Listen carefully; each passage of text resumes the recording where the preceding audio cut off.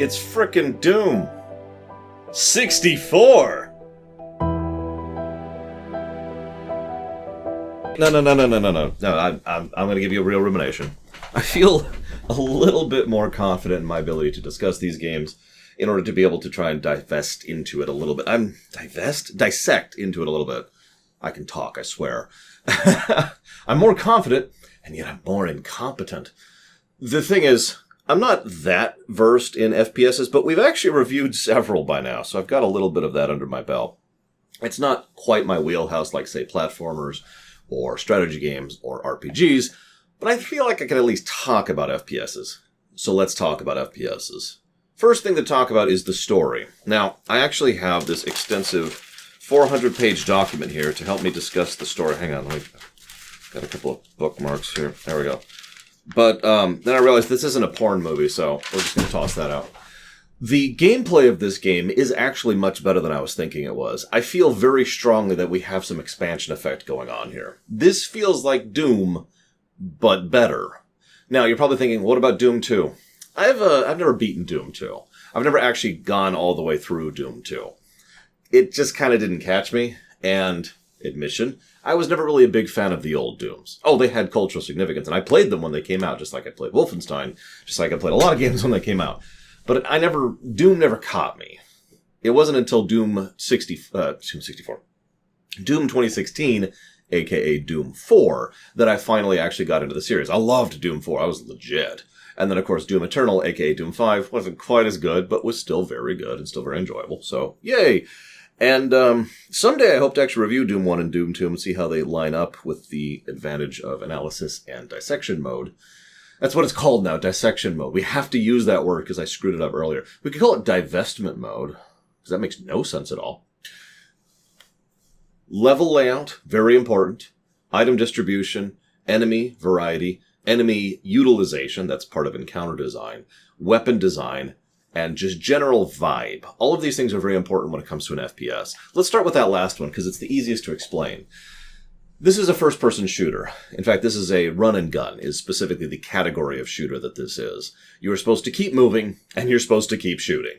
Right? So I'm with that, and there's a lot that can be said about that. Now, Doom is generally considered some of the archetypal when it comes to the run-and-gun, and for good reason. Personally, I always think of the Quakes. Maybe that's just because I know the Quakes better. It's another game I'd love to review someday is Quake 1 and Quake 2. But getting back down to that idea, you need to make sure that the game has a bit of fluidity to it, a flow to how you play it, and it needs to have an almost intangible fun factor. Now, in a shooter specifically, this is easy. You need to boil down to the design of your guns. You need to make sure that those guns are interesting and engaging to use. We actually talked about this when we were covering Halo, back when we were going through the Halo series, the Master Chief Collection. The guns need to have a viscerality to them. There needs to be a boom. There needs to be a feel to it in between the sound design, the animation, and the effect it has on the enemies. Now, this is kind of an older game and kind of an older engine, but I do still feel like they pull that across. Not full tilt, not to the extent of modern games. Remember that amazing sniper rifle in, what was that, Halo 4, I think, actually. But, or in the more modern Dooms where you have the triple chain gun. But they still do it. It's still there, it's just not amazing, but it is still good. It is basic, but well designed, which is something I'm going to be saying a lot today. So we've got that. So the guns do still feel fun enough to use. They've also got the 3 ammo types. I know there's more than 3, but the 3 basic ammo types, so you're kind of encouraged to bounce between, I guess there's 4 ammo types, aren't there? You're encouraged to bounce between guns as you move through the levels, which is also helped and informed by how they do the item drops, which is the next thing I want to talk about. So itemization is incredibly important to a first-person shooter. What you place where and how. Now, anybody can tell you about the basics of that. We want to make sure that there's enough ammo, enough health, enough armor, enough chainsaw fuel, whatever drops exist. There needs to be a very careful manual placement thereof throughout the stage. So, this game does that fairly well. It also does one other little trick, which I don't see most FPS games doing. Now, it makes sense why they do it here. In fact, it makes so much sense that I wish I'd remembered all the reasons it makes sense, but I couldn't when I was writing it down. We came up with like 5 reasons why it makes sense. What this game does is it does a thing where instead of having a health pack right here in this one section of the stage, it has a line of smaller health packs, or a line of smaller armor ups, or a line of ammo, or whatever, right? And it does that fairly frequently. Now you might think, why? Why not just have the singular hub that you go and activate, like the HEV refiller in Half-Life, right? Why not just do that?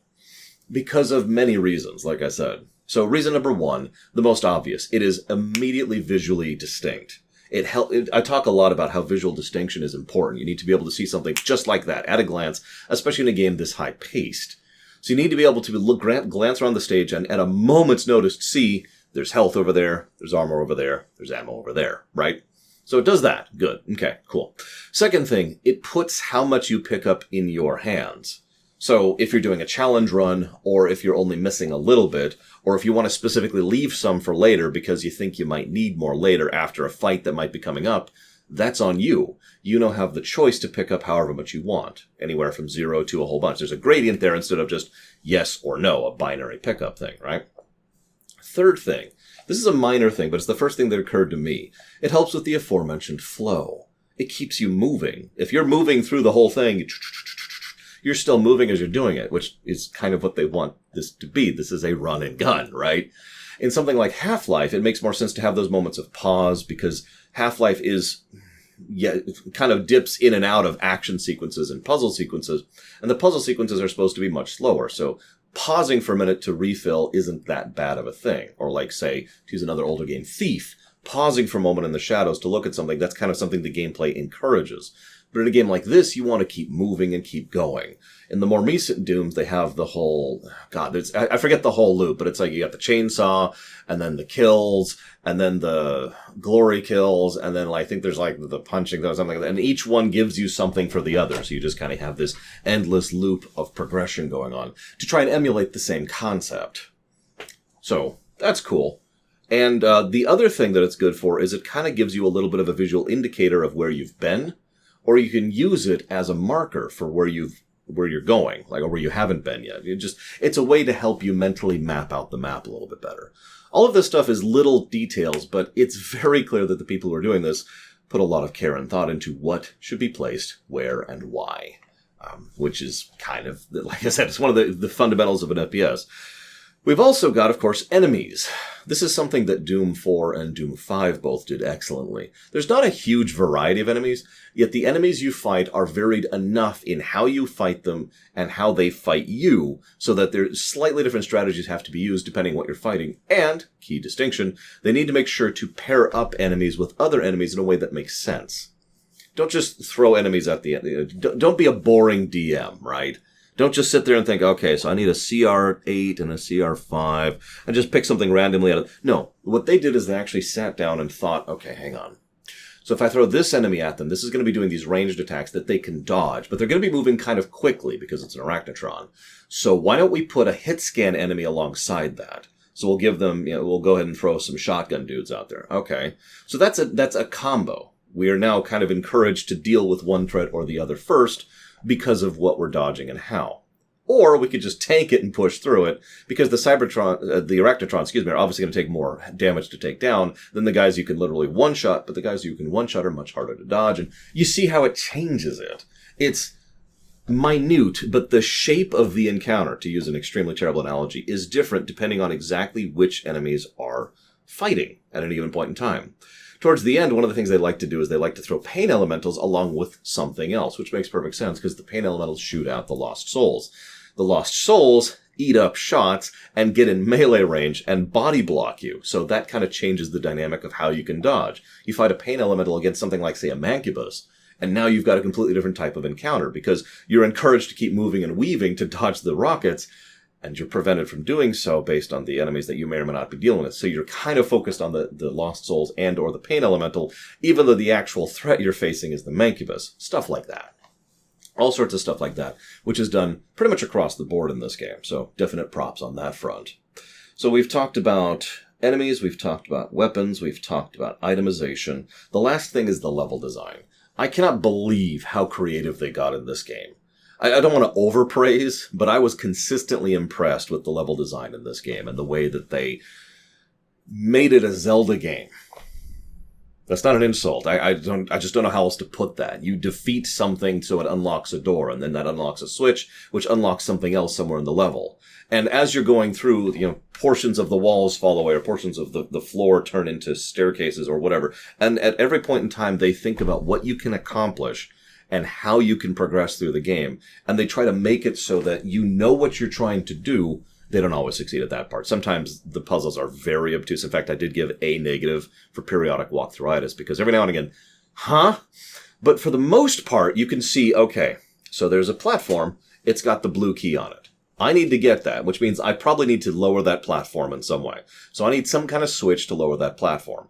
Now, I can't reach that blue key because I'm actually, I don't know if you knew this, Doom Guy's actually a T-Rex, and he's kind of like this the whole time. So he's like trying to reach up, and he can't quite get the blue key, but he knows it's there. So he's trying to go find a switch, which he can then bat in the face with his head in order to be able to progress. This kind of level design is consistent throughout the whole game. And again, I was impressed pretty much throughout.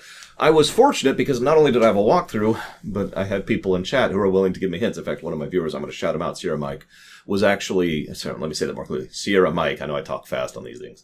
He was actually playing the game alongside me to be able to say, okay, you need to kind of go this direction. And that was helpful because every now and again I'd hit a switch and be like, okay, something somewhere in the level has changed. And so the solution is to just go back through the entire stage to find the one thing that changed and then be able to progress. So it's not super clear and the map's not super helpful. And so hence the one negative. But at least they were always trying to be creative with what you can interact with and how. So the terrain, the items, the weapons, the enemies. Pretty much everything was here for an excellent FPS. The only thing that was absent was story. Now, I know this sounds weird, but this is a spoiler warning for Doom 4 and Doom 5. Spoiler, spoiler, spoiler, spoiler, spoiler. I like to give a light little warning there. A few seconds of warning for somebody to hit pause or to close the video or whatever. So, I have talked extensively lately about how games that don't really have much plot can still have story. I just had a whole discussion about that with Mario Sunshine just a couple days ago. And this is something that was consistent as we were reviewing both the Marios and the Mega Mans. And this is something that goes through game design in general, right? Doom 64 is one of an extremely small number of games. I think there's been like 5 where the story score is null or NA, not applicable. Because while there is story context here, it is so threadbare as to be effectively irrelevant. They don't even do the kind of visual storytelling that some other games of this like do, where you kind of slowly progress through different types of stages to kind of indicate you slowly moving through the base and then going to hell and all that fun stuff. None of that was really there. The UAC bases and hell obviously were different places, but that's it. So the story is you're in one place and then you're in another. And that's it. There's no implication. There's no design to it. It is very clear that they were just kind of ejecting that entirely. Which, I'm not sure what I think of that, because we do know what Doom games are like when they have well-presented story. Because we've played Doom 4 and Doom 5, which are, of course, direct sequels to this game. Now, this is the thing I thought was interesting. We have Doom 1, Doom 2, Final Doom, which is over on its own, Plutonia, which we're not even talking about, Doom 64, Doom 3, Doom 4, Doom 5. Of these, Doom 3 doesn't fit at all. Eject it. It is effectively an Elseworld story. A reimagining, I think, is the best way I've ever heard that described. But Doom 64 is a direct sequel to Doom 2. So in Doom 1, we go, oh my god, but I'll kill you all. And okay, we're okay, everything's fine, except they just had to kill our pet bunny. Not the greatest move they could have made.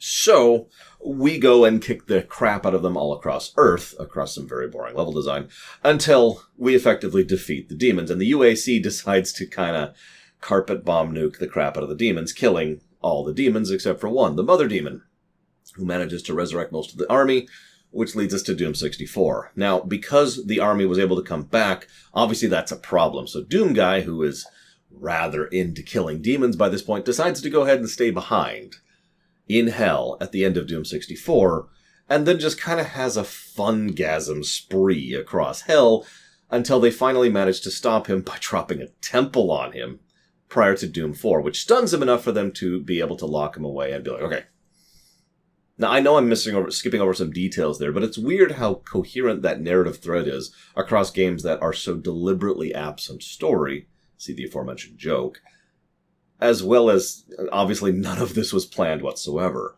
It is indicative of how you can take something that isn't and turn it into something that is, a form of adaptive storytelling, and very much backloaded storytelling. Now, that, of course, they took that in even further directions in Doom Eternal, which I know I put up the spoiler warning. I'm going to still dodge over some of that because the Doom Eternal DLC certainly goes into some interesting directions with that. But it is strange how even back when they made this game, they were kind of like, and then you stay in Doom forever. It felt to me, especially given the real life stuff that was happening at this point in time, that was them kind of locking off Doom for a while. Like, okay, and then you go fight demons forever, the end. And because if you were paying attention at this point, historically speaking, the team was mostly focusing on the Quakes, which were really starting to take off and were selling pretty well and were pretty good. So, they wanted to kind of do more Quake stuff. And so they did, and that culminated in Quake 3, which kind of didn't do great against the Unreal, which was fighting against it, and there's a whole other thing there. Until finally they decided, let's go and do the reboot with Doom 3, which, I didn't like it.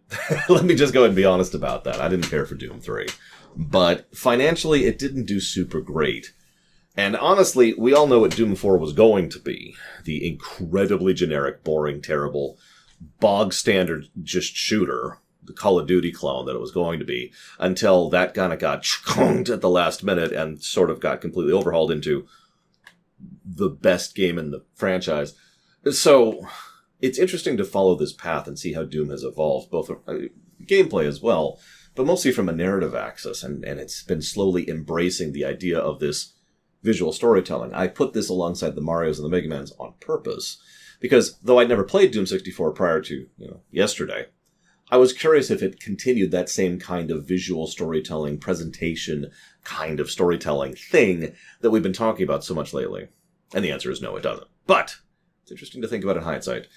I guess that's all I got. Normally I like to ask you guys questions. It's like, hey, what do you think about this? What do I ask you? What's your favorite gun? And of course you're going to say the Endmaker Mark III, because of course you are. Oh, by the way, I actually managed to beat the final boss without the Endmaker Mark III.